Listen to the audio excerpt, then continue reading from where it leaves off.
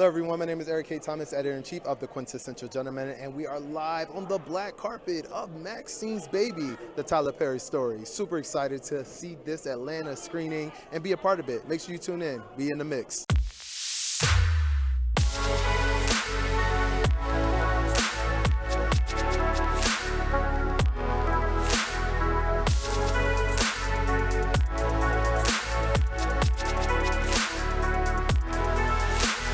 I want to know, tell me, what was the process like just to even get started with this? You know, initially it wasn't even for a purpose of making a film. I saw this man become busier than ever. I had a front row seat for many years of all the incredible things this man does. And naturally, as a filmmaker, when someone acquires an army base and turns it into a major motion picture studio, naturally as a filmmaker you want to pick up a camera and want to document it, because I feel like a lot of our history is lost without being documented. And again, this story isn't just for African Americans. This is a great American story. When we look at the legends, you know, our story needs to be there. And I believe the history of the world is a history of great men and women, and he's one of them. What is it about Tyler Perry that motivates you? I think his heart. You know, I think when I look at his success, it's not how much he acquired, it's more about the impact. He truly decides every decision based on how it's going to impact others. And to live that in practice and the process, to witness that, it's pretty incredible. Was there anything that you learned about him after you kind of went through and produced this documentary? I learned a lot. I think we can talk about forgiveness and love, but to actually practice it, it's a hard thing. To forgive someone who caused so much trauma and pain and support them, that's beyond human sort of, I don't know, I learned a lot, but yeah, and it's an emotional part of the film for me, and the story.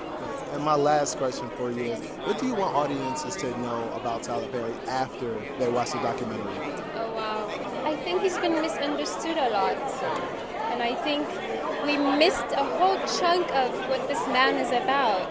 I think we saw him as just the man who created larger-than-life character Medea, and we just dismissed him.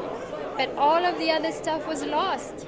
And this man has created a hub for us to thrive, for the next generation of storytellers, as well as what it feels like to make something from nothing. This man came from nothing and created so much, not just only for himself, but for so many others. All right, so we are on the black carpet with Miss Jasmine White and Asante. Wow, how you both doing? We are doing Amazing. phenomenal, amazing, yes. So these two are the producers of Maxine's Baby, the Tyler Perry story. Yes. I want to know, That's perfect. Thank you so how did the process go for even getting to this point? Well, this process was a long time coming. Asante and I, we both started out as production assistants at Tyler Perry Studios about 13 years ago.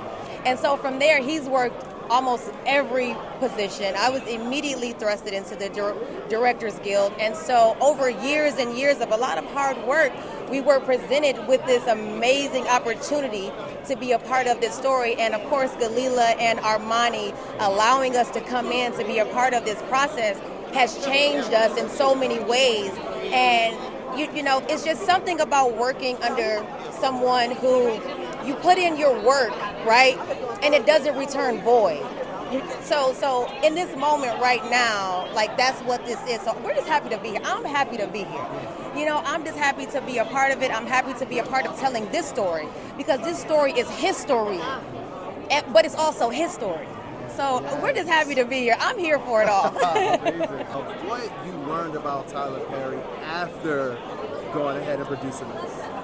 Well, I think there's so many different things out in the movie that the audience will get to see. Like Jasmine mentioned, working for him for more than a decade, there's so many, stories, hidden gems that I personally learned about as Gelila Bekele and Armani Ortiz pioneered this journey. I think to capture someone's story over the period of 10 years, they've done a remarkable job doing that and cramming that all in, less than 2 hours. So I think the audience will absolutely get a chance to see, the way God has breathed on his life and the testament of every trial and tribulation that he's overcome and been through, and how diligent and obedient he's been to hearing God's voice and reacting to it. We know that Tyler Perry is successful, but tell me, why is he iconic? I think the feats that he's accomplished, there's so many, history will speak for itself. I don't know, I can't name someone else in the business that has had such a long journey, such a successful journey, both, from a studio perspective, from a writer, producer, director, and more, I wouldn't say most importantly, but him being able to open the door for so many black and brown people in this business, in this industry. We're so privileged to have been a part of that, and to be able to reap the blessings and be able to walk through the doors that he's opened for us. So. The process just going into editing. I mean, you're editing 10 years worth of footage. Yeah. So it was 10 years worth of what they filmed, but it was like 30 years or so of archival stuff that had been kind of accumulating over the years as well. So it was a lot. It was like 530 terabytes or so, which is, in editing terms, a lot of footage, but it was cool. It was a whole team of us. John Bertain is the other editor. Armani did a lot of editing too. He's not just a director, don't let him fool you. Gelila was in the mix with us in the trenches, like every day, just kind of going through things, and it's a really good process to have two people to bounce things off of. You'd think it would make it harder, but it's a lot easier. Tell me a little bit about what, if you could, some things that I know you couldn't fit everything in there. Were there coming to moments that you thought you wish you could have got in there and it just couldn't make the cut? Yeah, absolutely. There was plenty. I mean, we had like a 5-hour cut when we first started. We knew we wanted it to be a feature film and not sort of a series or anything like that. So it's a matter of crunching it down, taking things out, adding new, take things out, add new.